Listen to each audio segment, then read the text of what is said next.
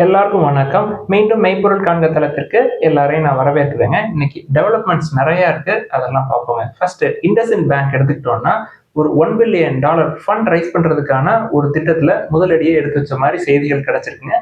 So இது IndusInd share ஹோல்டர்ஸ்க்கு ஒரு நல்ல செய்தி. அதை விட முக்கியமான விஷயம், என்ன பிரைஸ்ல ஃபண்ட் ரைஸ் பண்ற மாதிரி சொல்லியிருக்காங்கன்னா 875 to 950 இந்த ரேஞ்சில் ஈக்விட்டி ரைஸ் பிளான் வச்சிருக்காங்க. ஸோ இப்பயுமே புக் வேல்யூக்கு நியராக தான் இருக்கு. இண்டஸ்இண்ட் பேங்கை பொறுத்த வரைக்கும் ஃபினான்ஷியல் இயர் 27ல இந்த ஃபண்ட் ரைஸ் சக்ஸஸ்ஃபுல்லாக முடிச்சாங்க அப்படின்னா ரொம்ப ஸ்ட்ராங்காக என்ட்ரி கொடுப்பாங்க ஃபினான்ஷியல் இயர் 27 பொறுத்த வரைக்கும். அடுத்து எல்என்டி எடுத்துக்கிட்டோம்னா நம்ம பல தடவை சொல்லியிருக்கோங்க, வேல்யூவேஷன் ஒரு 31 or 32 டைம்ஸ் இருந்தாலும் கூட எல்என்டி ஒரு கம்பெனியை கன்சிடர் பண்றதுல நிறைய அட்வான்டேஜ் இருக்குன்னு சொல்லுவோம் இல்லையா. ஸோ எல்என்டியை பொறுத்த வரைக்கும் அக்ரெசிவா இன்வெஸ்ட் பண்றாங்க. எந்தெந்த ஏரியாஸ்ல அப்படின்னா precision manufacturing, electronics, semiconductors, spaces and defence sector, இது எல்லாத்துலயுமே நாங்க ஃபியூச்சர்ல இன்னும் அக்ரெசிவா க்ரோ ஆகும் அப்படின்னு சொல்லியிருக்காங்க எல்என்டியோடைய மேலிடம். அடுத்து டேட்டா சென்டர் அப்டேட் எடுத்துக்கிட்டோம்னா டிசிஎஸ், டிபிஜி ரெண்டு பேருமே ஜாயிண்ட் வெஞ்சர் போடுறாங்க. ஹைப்பர் வால்ட்ல ஒரு 18,000 crore இன்வெஸ்ட்மெண்ட் பிளான் வந்து ரெடி பண்ணிருக்கிற மாதிரி தெரியுதுங்க. இந்த ஜாயிண்ட் வெஞ்சர் ரேஷியோ அப்படின்னு எடுத்துக்கிட்டோம்னா 51-49, அதாவது டிசிஎஸ் டிபிஜி ரெண்டு பேரும் இந்த பெர்சன்டேஜ்ல ஹோல்ட் பண்ற மாதிரி தெரியுது. இதுக்காக டிபிஜி வந்து ஒரு 8,820 crore இன்வெஸ்ட் பண்றாங்கன்னு நினைக்கிறாங்க. ஸோ ஃபண்ட் வந்து மிக்ஸ் ஆஃப் ஈக்விட்டி அண்ட் டெட்டா இருக்கும் அப்படின்னு சொல்லியிருக்காங்க. அடுத்து கோல்ட்ல ஒரு முக்கியமான அப்டேட்ங்க. ரஷ்யா எடுத்துக்கிட்டோம்னா 5th லார்ஜஸ்ட் கோல்டு ரிசர்வ், கிட்டத்தட்ட ஒரு 2300 டன் அவங்கள்ட்ட இருக்குங்க. ஸோ ஃபர்ஸ்ட் டைம் அவங்களோட பிசிக்கல் கோல்டை விற்கிற மாதிரி ஒரு சில செய்திகள் வந்திருக்கு. ஸோ அவங்களோட ரிசர்வ்ஸ்ல இருந்து பிசிக்கல் கோல்டு எடுத்து விற்கிறாங்க. எதுக்கு அப்படின்னா அவங்களுடைய ஸ்டேட் பட்ஜெட்டுக்கான ஃபண்டிங் தேவைகளுக்காக இந்த கோல்டை விற்கிற மாதிரி செய்திகள் கிடைச்சிருக்கு. இன்னைக்கு 22 கேரட் கோல்டு பெர் கிராம் பார்த்தோம்னா ஒரு 40 rupees விலை இறங்கியிருக்குங்க, 11,460. அது போக ரஷ்யாவுக்கு இன்னொரு பேட் நியூஸ் என்ன அப்படின்னா, ரிலையன்ஸ் இண்டஸ்ட்ரீஸ் நாங்கள் ரஷ்யால இருந்து இம்போர்ட் பண்ற க்ரூட் ஆயிலை நாங்கள் வந்து ஸ்டாப் பண்ணிட்டோம் வித் எஃபெக்ட் ஃப்ரம் Thursday, அதாவது நேற்று சொல்லியிருக்காங்க. அது போக க்ரூட் ஆயில இருந்து இவங்க ப்ராடக்ட்ஸ் எல்லாமே ரெடி பண்ணி எக்ஸ்போர்ட் பண்ணுவாங்க ரிலையன்ஸ் இண்டஸ்ட்ரீஸை பொறுத்த வரைக்கும். ஸோ December 1, 2025 இருந்து நாங்கள் எக்ஸ்போர்ட் பண்ற ரிஃபைனரி ப்ராடக்ட்ஸ் எல்லாமே வந்து நான் ரஷ்யன் க்ரூட் ஆயில இருந்து எக்ஸ்ட்ராக்ட் பண்ண ப்ராடக்ட்ஸ் அப்படின்றத தெரிவிச்சிருக்காங்க. ஸோ ரிலையன்ஸ் இண்டஸ்ட்ரீஸோடைய இந்த முடிவு நமக்கு நல்ல செய்தி. ஸோ ட்ரம்ப் அவர்களுக்கு இது மகிழ்ச்சியான செய்தியா இருக்கும்னு நினைக்கிறேன். ஸோ நம்மளுக்கு பெனால்டி அப்படின்னு சொல்லிட்டு அடிஷனல் 25% டேரிஃப் போட்டிருந்தாரு ட்ரம்ப் அவர்கள். அதை விளக்குறதுக்கான வாய்ப்புகள் இருக்கும். அது போக நம்ம ஃப்ரீ ட்ரேட் அக்ரிமெண்ட் யூஎஸ் கூட சைன் பண்ணோம் அப்படின்னா நமக்கு எவ்வளவு டேரிஃப் அப்படின்றது பிற்காலங்களில் தெரிய வரும். சர்வதேச சந்தை அப்படின்னு பார்த்தோம்னா நேற்று அமெரிக்க சந்தை பயங்கரமா கீழே இறங்கியிருக்குங்க. நாஸ்டாக் ஒரு 486 பாயிண்ட், டவ் ஒரு 386 பாயிண்ட், S&P 500 ஒரு 103 point down. Tech sell off, profit taking எடுத்துக்கலாம், இல்லை டெக்னாலஜி ஸ்டாக். ஈவன் என்விடியாவுடைய ரிசல்ட்ஸ் வந்து எக்ஸ்பெக்டடை விட நல்லாவே வந்திருந்தது. ஆனாலும் என்விடியாவும் 3% டவுனு. அன்எம்ப்ளாய்மெண்ட் ரேட் அப்படின்னு பார்த்தோம்னா கொஞ்சம் கூடி இருக்குங்க. யூஎஸ்ல 4.3% இருந்தது ஆகஸ்ட்ல. இப்ப ரீசெண்ட் நம்பர்ஸ் வந்து 4.4% இருக்கு. ஸோ டெக் ஸ்டாக்ஸ் எல்லாமே பயங்கரமா அடி வாங்கியிருக்கு.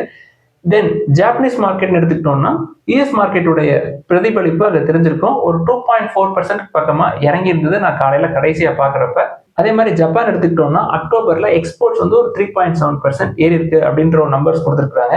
என்ன ஒரு பேட் நியூஸ் அப்படின்னா, even after free trade agreement, அதாவது ஜப்பான் தென் யூஎஸ் ரெண்டு பேருமே FTA ஃப்ரீ ட்ரேட் அக்ரிமெண்ட் போட்டாங்க. அதுக்கப்புறமும் கூட ஷிப்மெண்ட்ஸ் டு யூஎஸ் அப்படின்றது குறைஞ்சிருக்கு. அடுத்து core sector growth in India அப்படின்னு எடுத்துக்கிட்டோம்னா அக்டோபரை பொறுத்த வரைக்கும் 0% இருக்குங்க, அதாவது ஃபிளாட்டா இருக்கு. இது வந்து ஒரு 14 month லோங்க. செப்டம்பர் எடுத்துக்கிட்டோம் அப்படின்னா இந்த கோர் செக்டார் க்ரோத் அப்படின்றது 3.3% ஏறி இருந்தது.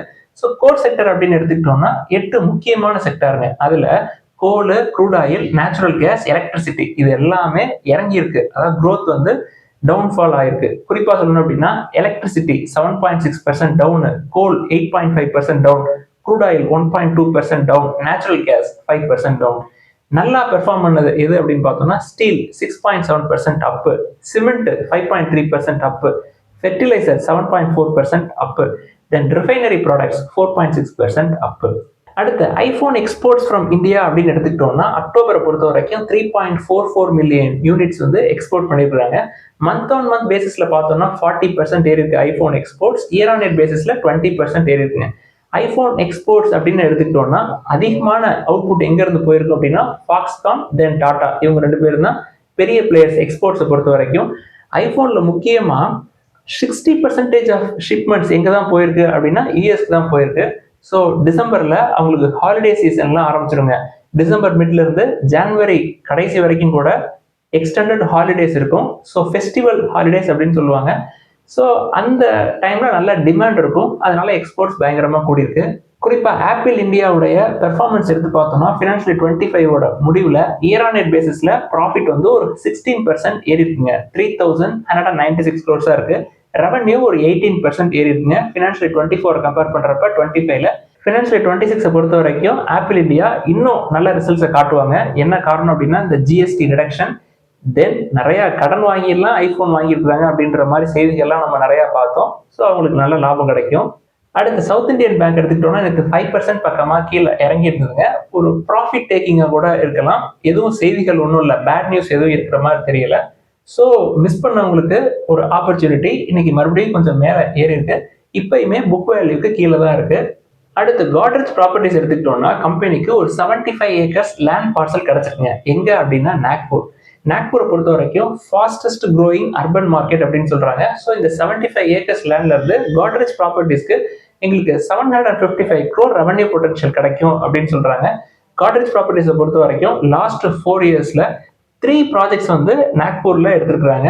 காட்ரேஜ் ப்ராப்பர்ட்டிஸை பொறுத்த வரைக்கும் ஃபினான்ஷியல் 26க்கு ஒரு கைடன்ஸ் செட் பண்ணியிருப்பாங்க. ஒரு பிசினஸ் டெவலப்மெண்ட் கோல் வந்து செட் பண்ணியிருப்பாங்க. இவ்வளவு லேண்ட் அக்விசிஷன் நம்ம பண்ணணும் அப்படின்னு சொல்லிட்டு. ஸோ அவங்க செட் பண்ண கோல்ல நாங்கள் வந்து தாண்டி எங்களுடைய அக்விசிஷன்ஸை நாங்கள் நடத்திருக்கோம் அப்படின்னு சொல்றாங்க. இந்த நாக்பூர்ல இவங்க பண்ண அக்விசிஷனை சேர்த்தோம் அப்படின்னா எங்களுடைய கைடன்ஸை ஃபினான்ஷியல் 26க்கான எங்களுடைய கைடன்ஸை நாங்கள் தாண்டி அக்விசிஷன் நடத்திட்டு இருக்கோம் அப்படின்னு சொல்ல வர்றாங்க.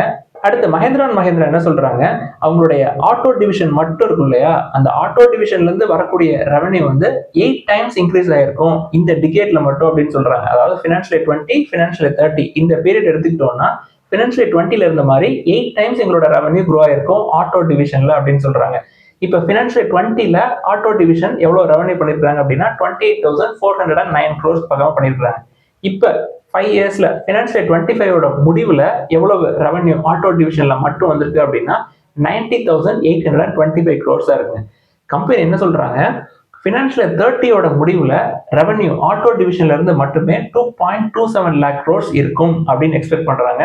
அடுத்து ஹீரோ மோட்டார் கார்ப் எடுத்துக்கிட்டோம்னா செப்டம்பர் 2024க்கு அப்புறம் 6,000 கிராஸ் பண்ணிருக்குங்க. அதாவது 3,600 700 அந்த ரேஞ்சில் நம்ம பேச ஆரம்பிச்சோம். இப்போ பயங்கரமா ரேலி ஆயிருக்கு.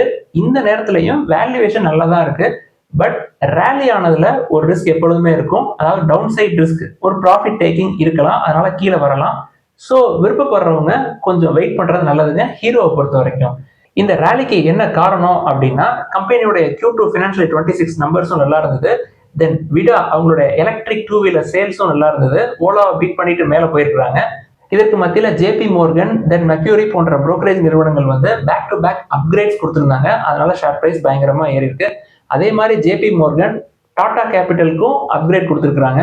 டாடா கேபிட்டலை பொறுத்த வரைக்கும் ஓவர் வேல்யூ காஸ்ட்லி அப்படின்றத புரிஞ்சுக்கணும். அடுத்து டாடா டெக்னாலஜிஸ் எடுத்துக்கிட்டோம்னா கம்பெனி வந்து தமிழ்நாடு கவர்மெண்ட் கூட ஒரு MOU சைன் பண்ணியிருக்காங்க. MOU என்ன சொல்லுது அப்படின்னா தமிழ்நாட்டில் இருக்கக்கூடிய கவர்மெண்ட் பாலிடெக்னிக் காலேஜஸ் 44 நம்பர்ஸ் இருக்கிற மாதிரி தெரியுதுங்க. ஸோ அதை மாடர்னைஸ் பண்றதுக்காக இண்டஸ்ட்ரி 4.0 ஸ்டாண்டர்ட்ஸ்க்கு மாடர்னைஸ் பண்றதுக்காக இந்த MOU சைன் பண்ணியிருக்காங்க. அடுத்து KPIT எடுத்துக்கிட்டோம்னா கம்பெனி கேர்சாஃப்ட் அக்விசிஷனை கம்ப்ளீட் பண்ணியிருந்தாங்க. டீலோட ஒர்த் வந்து $157 million, இப்போதைக்கு $97 million பே பண்ணியிருக்காங்க. ஸோ இந்த அக்விசிஷன் மூலமா அவங்களுக்கு USA, UK, மெக்சிகோ, இட்டாலியில இருக்கக்கூடிய என்டிட்டிஸ் வந்து KPIT கண்ட்ரோல்ல வருங்க. அது போக KPIT வந்து UK, USAல இருக்கக்கூடிய என்டிட்டிஸ்ல ஒரு 28 million euros வந்து அடிஷனலா இன்ஃபியூஸ் பண்ணிருக்காங்க. அடுத்து ஹியூண்டாய் இந்தியா எடுத்துக்கிட்டோம்னா கம்பெனி வந்து FPEL TN வின்ஃபார்ம் பிரைவேட் லிமிடெட்ல ஒரு 21.46 crores இன்வெஸ்ட் பண்ணிருக்காங்க. இந்த இன்வெஸ்ட்மெண்ட் வந்து ஹியூண்டாயோட செகண்ட் ட்ரான்ஸ் ஆஃப் இன்வெஸ்ட்மெண்ட்ஸ்ங்க. ஸோ இந்த இன்வெஸ்ட்மெண்ட்ஸோட சேர்த்து FPEL TN வின்ஃபார்ம்ல ஹியூண்டாய் வந்து ஒரு 26.49% ஸ்டேக் வச்சிருக்காங்க. டோட்டலா ஹியூண்டாயோட இன்வெஸ்ட்மெண்ட்ஸ் அப்படின்னு பார்த்தோம்னா 38.04 crores இன்வெஸ்ட் பண்ணிருக்காங்க. அடுத்து பிரஸ்டீஜ் எஸ்டேட்ஸ் என்ன திட்டத்தில் இருக்கிறாங்கன்னா நெக்ஸ்ட் 2 to 3 yearsல எங்களுடைய எக்ஸ்பேன்ஷனுக்காக நாங்கள் ஒரு 8,000 to 10,000 crore கேபெக்ஸ் எடுப்போம் அப்படின்னு சொல்லி ஒரு திட்டம் போட்டிருக்காங்க. குறிப்பா இந்த எக்ஸ்பேன்ஷன் எங்க நடக்குது அப்படின்னா வெஸ்டர்ன் இந்தியால அவங்களோட போர்ட்ஃபோலியோவை நாங்கள் எக்ஸ்பேண்ட் பண்ணுவோம். குறிப்பா சொல்லணும் அப்படின்னா மும்பை மெட்ரோ ரீஜியன்ல நாங்க எக்ஸ்பேன்ஷன் ஒர்க்கை ஸ்டார்ட் பண்ணுவோம் அப்படின்னு சொல்லியிருக்காங்க. அடுத்து இந்தியன் ஹோட்டல்ஸ் எடுத்துக்கிட்டோம்னா 2 அப்டேட்ங்க. ஃபர்ஸ்ட் அப்டேட் என்னன்னா கம்பெனி வந்து ஜெய்ப்பூர் ராஜஸ்தான்ல கேட்வே ஹோட்டல் அந்த பிராண்டுக்கு கீழே ஒரு 161 கீஸ் இருக்கக்கூடிய ஹோட்டலுக்கான மேனேஜ்மெண்ட் அக்ரிமெண்ட் வந்து சைன் பண்ணியிருக்காங்க. ஜெய்ப்பூர் எடுத்துக்கிட்டோம் அப்படின்னா ஏற்கனவே அவங்கள்ட்ட 16 ஹோட்டல்ஸ் இருக்குங்க. அது போக 5 அண்டர் டெவலப்மெண்ட்ல இருக்கு. அதே மாதிரி நாகாலாந்து எடுத்துக்கிட்டோம்னா ஃபர்ஸ்ட் டைம் இப்பதான் என்ட்ரி கொடுத்துருக்காங்க இந்தியன் ஹோட்டல்ஸ். ஜிஞ்சர் பிராண்டு கீழே ஒரு 90 கீஸ் உள்ள ஹோட்டலுக்கான மேனேஜ்மெண்ட் அக்ரிமெண்ட் வந்து சைன் பண்ணியிருக்காங்க. ஸோ இந்த மேனேஜ்மெண்ட் அக்ரிமெண்ட் மூலமா நார்த் ஈஸ்ட்ல அவங்களோட பிரசன்ஸ் வந்து ஸ்ட்ரென்தன் ஆகுதுங்க. இந்த பதிவுல இதெல்லாம் தான் நம்ம டிஸ்கஸ் பண்ணணும்னு நினைச்சோம். கேள்விகள் இருந்தா கீழே எழுதுங்க. நாளை மறுதினம் கேள்விகள் நம்ம எல்லாத்தையுமே டிஸ்கஸ் பண்ணுவோங்க. எல்லாருக்கும் நன்றி.